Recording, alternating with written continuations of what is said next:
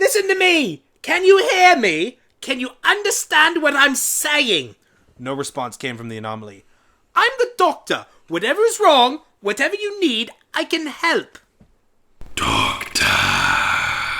The voice seemed to be coming from everywhere and not just the anomaly.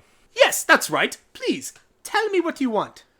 We require energy. Energy, yes, of course. You're made of energy. It makes sense that you would need it. Feed off of it. There's lots of energy to be had. Stars, nebulas, singularities. We require living energy. Living energy? Like yourselves? We will take their energy. Whose energy? Us four? The planet? Well, you can't have it. They need energy to live too. Their energy will be absorbed into us, and you will help us, Doctor. Oh no, I don't think so. You're not laying a single hand, energy part on them, and if you even try, I will stop you. I'm the doctor, and these people are under my protection. The anomaly seemed to reel back a little bit. The Doctor. Ah, yes, you've heard of me, haven't you? Then you know I don't make idle threats. Leave now, or I will be forced to make you leave. The doctor had failed to notice that Applejack was slowly walking towards the anomaly. Applejack, stay away! Applejack kept walking slowly toward the anomaly. Hey, Applebloom, I'm coming. I'm so sorry. I'm sorry I let you get taken away. Applejack! What have you done to her? She will be ours. Delivered care of the Doctor. The light of the anomaly moved towards Applejack. Applejack stretched out her arms with a tear flowing down her face. Over my dead body!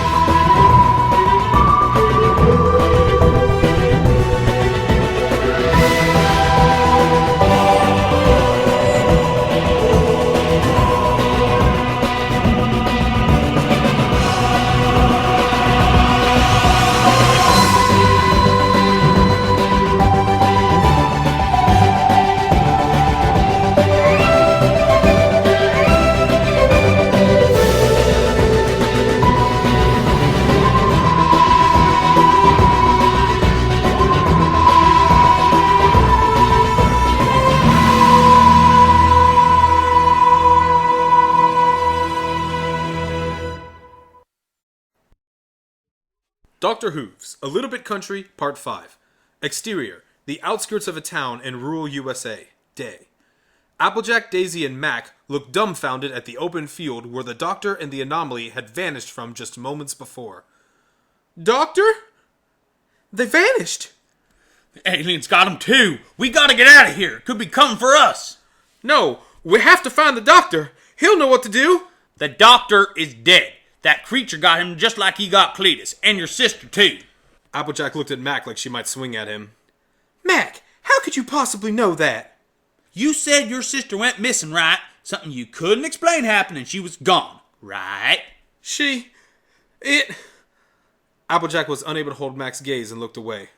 Well, fat load of help you are, Mac! Speculating and making everyone upset! How is this getting us anywhere? I ain't speculating. I'm being realistic. We have to face facts and figure out how to survive. Ashley, don't pay him any mind. We just need to stay calm and figure out... No, he's right. Applejack's head shot up suddenly. Her expression made it hard to tell that she was ever upset. The doctor can't help us now. We need to act with what we have in front of us. And you know what that is? Shotgun. Unanswered questions? Well, ain't y'all just a barrel of sunshine? Think a little more positive like. Daisy and Mac looked at each other. We have each other. And that's better than nothing. Exactly. And more than that, we have the TARDIS. What's a TARDIS? Applejack pointed to the blue police box behind her. The flying blue box? Yes, she can help us. She can protect us. She? Applejack walked over to the TARDIS. Daisy and Mac followed her. But how's it work? It's so small. Can we even fit in there? The TARDIS stands for Time and Relative Dimension in Space. Well, what does that mean? It means it's bigger on the inside. Applejack goes to open the TARDIS door, but is unable to pull it open. It's locked. The doctor didn't say anything about the TARDIS locking. Maybe we should think of something else. Give me a try. Max slammed into the door of the TARDIS, but bounced off it and fell on the ground. We need a crowbar. Don't do that. You'll hurt her feelings. Feelings? What do you mean, Ashley? The doctor said that the TARDIS has a soul of its very own. It's alive? Yes. And I'm going to do what the doctor would do in a situation like this. I'm going to talk to her. You sure it's a girl? Excuse me, Miss TARDIS. I don't mean to bother you, but you see, the doctor's in trouble and, as you know, my sister's gone missing. We could really use your help in finding them, so if it's not too much trouble, would you mind opening up your door and letting us in? If you did, we'd be eternally grateful, Sugar Cube. The three of them stood in silence, waiting for a response from the TARDIS.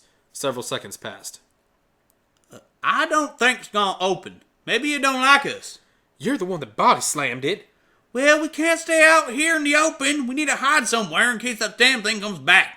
What about your barn, Mac? I know you don't like going in there now, but there may be some clue about this thing in there. You're right. We should try that. Come on, Ashley. We gotta move. Applejack looked at the TARDIS one more time and sighed before turning around to face the others. Okay, let's go. Applejack heard the clicking sound of a metal latch releasing. Did y'all hear that? Hear what? Applejack grinned from ear to ear. It sounded like a door unlocking. Oh, great. Now you're hearing things. Applejack ran back to the door of the TARDIS. She pulled the door handle and it slid open with ease. Thank you, Miss TARDIS. Much obliged. Come on, you two. She opened up for us. Applejack walked into the TARDIS and the others followed shortly behind her. Mac and Daisy looked around with gaping mouths. You were right. It's bigger on the inside. So, how do you make it fly in the air like I saw? I don't know. What do you mean you don't know? I mean, I don't know. Doctor never showed me how. Well, why not? Well, we haven't been traveling together for very long. How long's not very long? About 30 to 40 minutes. You mean you traveled across the universe in less than a half an hour? And from an alternate dimension as well. But what good is it if I don't know how to fly the TARDIS? You could try asking again. As Daisy said that, the TARDIS started making its noise and the console lit up. We're going somewhere! Where? How should I know? The TARDIS shook and swayed. The three would-be travelers held onto the console and the handrails to keep from falling over. After a few seconds, the TARDIS was quiet and still. Where are we? If I didn't know where we were going, how could I know where we are? Any guesses? Well, we could be anywhere. We could be on the other side of your planet. We could be on a different planet. We could be in space. I hope we're not in space. I don't know, Mac. I kind of like the idea of being in space. We should go out and look. But there's no air in space. We'll die. I don't think we're in space. The doctor said the TARDIS sometimes takes in places all on her own. I don't think she would just leave us in space. Mac looked as frightened as a kitten at a fireworks display. Well, go on, Mac. Open the door. Mac hesitantly opened the door and peeked outside.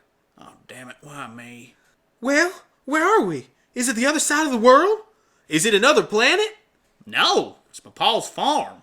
The TARDIS took you home? I'll have to remember that next time I need a designated driver. Maybe we should ask the TARDIS to take us somewhere else. No, this is exactly where I need to be. I forgot I need to check on my pa. He's been alone since this morning, and I ain't hardly seen him since Cletus died. Mac exited the TARDIS and walked up to a quaint cottage in the middle of his father's farm. Interior. Inside Mac's farm cottage. Day. Pa! I've been home! Mac called to his father as he opened the door to the cottage. He stepped inside and the girls followed. Mac, is that you? It's me, Pa. I brought home some company. Well, it ain't the bank, is it? No, Pa, they ain't the bank. Well, don't stand all day in the foyer. Come over here so I can talk to you. They walked into the living room where Mac's pa was sitting in a rocking chair, facing away from them, but pointed towards a lit fireplace. So, who's here? Well, Daisy's with me, and someone we just met today. Her name's Ashley. Daisy, sweetheart. Always a pleasure to have you around. I thought the room lit up a moment ago, and I can tell it's because of you. Charming as always, Papa Wilson. Ashley, was it? Pleasure to meet your acquaintance. Watch out for my boy here. He can be a real handful sometimes. Well, thank you kindly, Papa Wilson.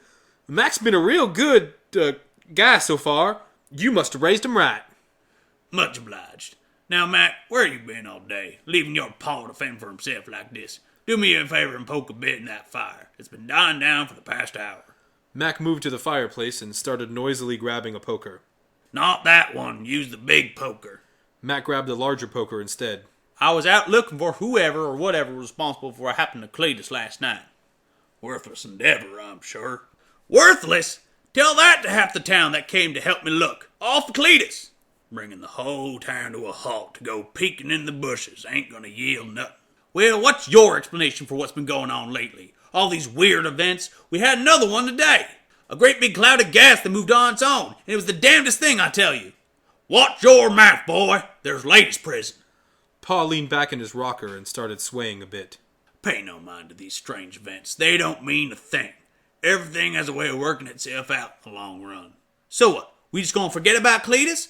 Ain't we gonna get who's responsible? And who would that be, boy? The moving gas? The weird lights? I don't know. Can't say for sure. No surprise there, boy. If only Cletus were here. That boy might knew how to get things done. Mac hung his head in shame.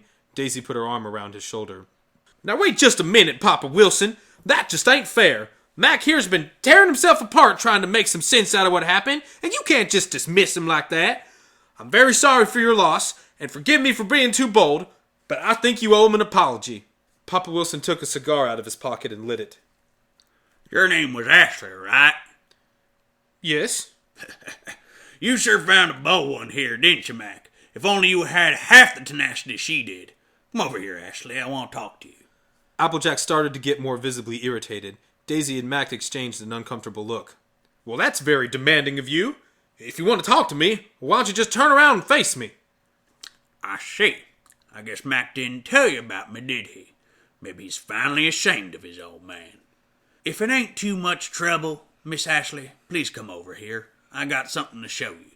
Applejack apprehensively walked in front of the rocking chair. Papa Wilson looked in her general direction, but seemed to be staring right past her. His eyes were gray, and his pupils looked faded. He was completely blind. Applejack gasped when she saw his eyes. You're right. These eyes have seen better days.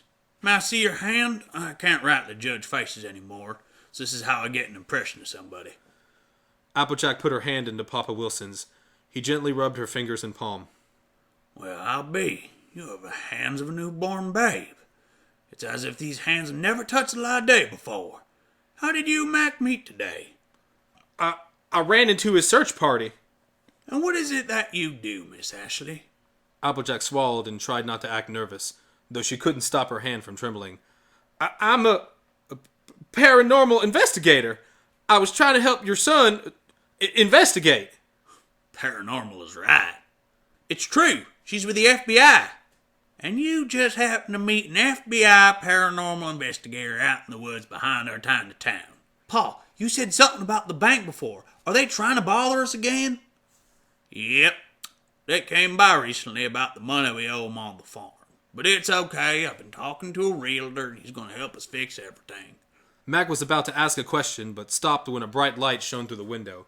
Mac went over to the window and pulled the curtain away to get a better look. Did you see that? That's supposed to be funny, boy. I'm talking to everyone, Pa. It was just like before. Mac, Daisy, and Applejack stared intently out the window for anything unusual, but saw only an open field and a barn. Pa remained in his chair, his curiosity unpiqued. It came from the barn, same as last night. Whatever's going on seems to be originating from our barn. Well, you might as well go and see what it is. You can't mess up any worse than you already have. Mac gave a pained look to his father. Do you wish it was me? What's that, boy? Ain't nothing wrong with your hearing, old man. I said, do you wish it was me? Wish it was you what? What do you mean? Last night, when something we can't explain killed Cletus right in front of me, leaving me helpless as a limping fawn in the wilderness. Do you wish that I had died and Cletus had lived? That's what I mean when I say, do you wish it was me? Pa took a long puff of his cigar and exhaled a sizable stream of smoke with a heavy sigh. Don't be thick, boy. Something you just can't see the way I do. No matter. It will all become clear in time. So don't you worry none now. Your pa's got it all taken care of. Mac couldn't find any words to express his mix of hurt and confusion. Daisy grabbed his hand. Come on, Mac. We should go look inside the barn. Maybe we'll get some answers. Mac didn't say anything, but allowed Daisy to lead him back toward the door. Ashley went to follow, but was stopped when Paul called out to her. Hey, Ashley. Ashley turned to look at him, but didn't say anything. Have you ever heard of the Great Fire of West Kentucky? Ashley stood silent for a few seconds. I suppose not. Ashley joined her companions in the kitchen. Mac was distracted by a letter on the counter. He picked it up and took it with them as they exited the house. Interior. Mac's barn, day. The inside of the barn looked ordinary and unsuspicious, but a feeling of unease couldn't escape the three that had walked inside. Nothing here. Everything looks normal. Still a dead end. How am I ever going to find Apple Bloom? Applejack tried to sit on a pile on all fours, but when that proved uncomfortable, she sat up more like a human. Mac, what was that letter you grabbed from the kitchen? What could be so important right now? Mac pulled the letter out of his pocket. Paul said something about a realtor, and this letter's from the bank. I'm afraid that our situation may be worse than he's letting on, and I think he's been hiding mail from me. Grab this one before we could get to it. Mac began to read the letter. His face turned more pale with each sentence. What's the matter? Are you in danger of losing the farm? No, we already lost it. According to this, we've been foreclosed on. We're supposed to be out by the end of the month. Last month, that is. Bank's gonna come and claim their property soon. Mac, I'm so sorry. I can't believe he didn't say nothing. I can. He's the most stubborn person I know. Mac crumbled the letter in his hands. Now he's lost his mind, and there ain't nothing any realtor can do for us now. Well, what are you gonna do? I'm gonna walk back up to that house and say some things that have needed to be said for a long time now. Mac, don't lose your temper. Mac marched out of the barn. It's high time someone took responsibility around here. Looks like it's gonna have to be me. Daisy followed Mac out of the barn, and Applejack got up to join them. As Applejack was leaving the barn, she felt a swell of heat rise behind her and turned around.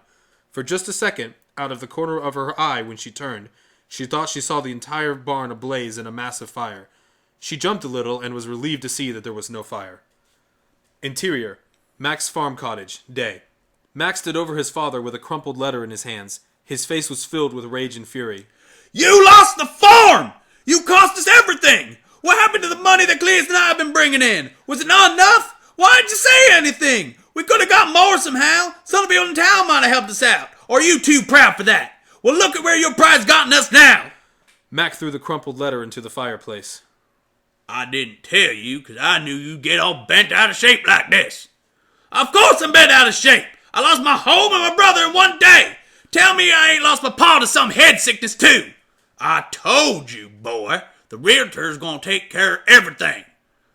A realtor can't get us out of foreclosure or repossession. I suppose a normal realtor couldn't. But this one, well, I guess I'll call him a realtor for lack of a better word. Mac's expression went from anger to terrified. Aliens? You said realtor and you meant aliens. Whatever they are, they made me a promise. Pa, they killed Cletus. You can't trust the aliens. They're murderers. Cletus was an accident. Can't be helped. That's all you have to say for what they did? Pa settled back in his chair again. You remember when your mom died years ago? We got hit from behind by a big truck on the road. I got hit in the back of the head, lost my vision, but your mom wasn't so lucky. Well, that's when he first approached me. He told me he could reset everything to the way it was before. Said he had mastery over time and space, and fixing our family's life was no trouble at all. I didn't believe him, and I turned him down. But once in a while, he would keep showing up and asking again. It was like he was talking to me from all directions at once. All I had to do was let him use my property for their purposes. Well, after the bank came by and said we were being foreclosed on, the realtor said his time was running out. So I agreed to his terms. Mac looked afraid of his own father. What terms? You see, for it to work, they have to have a willing participant. That's me. And then they have to establish what he called a fixed point in time. Whatever that is. And it's something about disrupting this fixed point and using the failed potential energy or what have you to reset everything. You see, they need that reset thing for themselves. It's going to help keep them alive and in the process help me out. And you out. They said it would set our lives back too. Give us back everything we lost. Horse feathers! That sounds like messing with time and space something fierce. The doctor wouldn't approve. Pa turned his head at Applejack's outburst. I'm sorry, dear. I didn't quite catch that last part. Would you mind coming over here for a spell? Applejack apprehensively walked next to Pa's chair.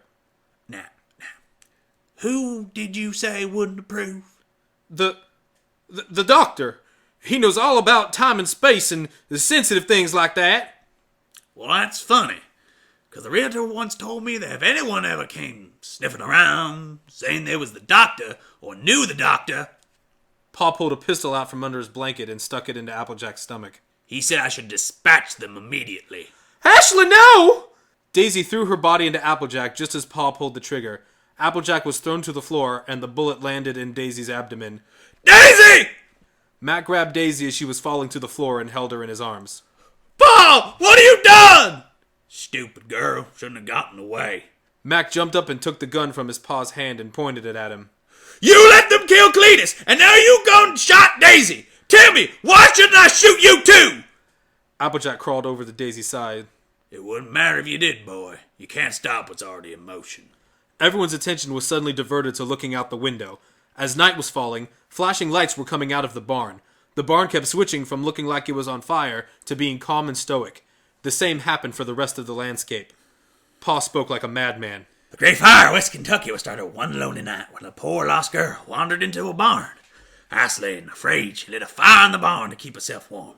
But the fire got out of her control and set the entire barn ablaze. Soon the fire grew and grew, consumed half the countryside, destroying towns and killing hundreds in its wake. That's the fixed point, boy. They're going to set it and erase it, and then everything will return to normal. We'll have your mom and Cletus back. There's just one problem. Pa pulled the gun back from Mac before Mac could react. You're not willing participants. For this to work, you're all going to have to die. But don't worry, the realtor will make it right. He'll make everything the way it's supposed to be. Before Pa could fire the gun again, Mac managed to wrestle it back. Give me that back! Listen to your pa! You lost it, pa! Wasn't supposed to happen like this! They're supposed to kill you and Cletus last night, and it would have started. It would be done by now. A cloud of energy appeared above Pa and circled over him. Here! Thank God! Hurry up and do it! I'm ready! The energy moved over to touch Pa. Yes, do it. Make it all better, please. I've waited so many years. Look, Mac, Cletus is coming home. And Carol, it's been so long since Wait, what's going on? No, you promised! You can't do this! You promised! Ah! It looked like the life was being drained out of Pa. He flailed his arms for a few seconds until the anomaly finally broke away from him. Pa's body went limp in his chair. Daisy! Daisy did best to look at Mac while nursing her wound. Yes, Mac? I'm sorry it had to end like this. Daisy looked at the swirling energy anomaly in front of them. It's okay, Mac. It wasn't your fault. I'm sorry you got caught in this too, Ashley. I know. I wish I could have seen my sister one more time. Mac bent down and all three of them embraced and waited for the anomaly to consume them as well. They didn't notice the vortex that had opened out of the anomaly. A figure was shot out of the vortex and landed next to the hugging trio. He was wearing a suit and bow tie and holding a small metallic device. Hello, everyone. Good to see you all again. I trust you're well. Ugh. Except him, I suppose. The doctor pointed to Pa. Doctor, you're okay.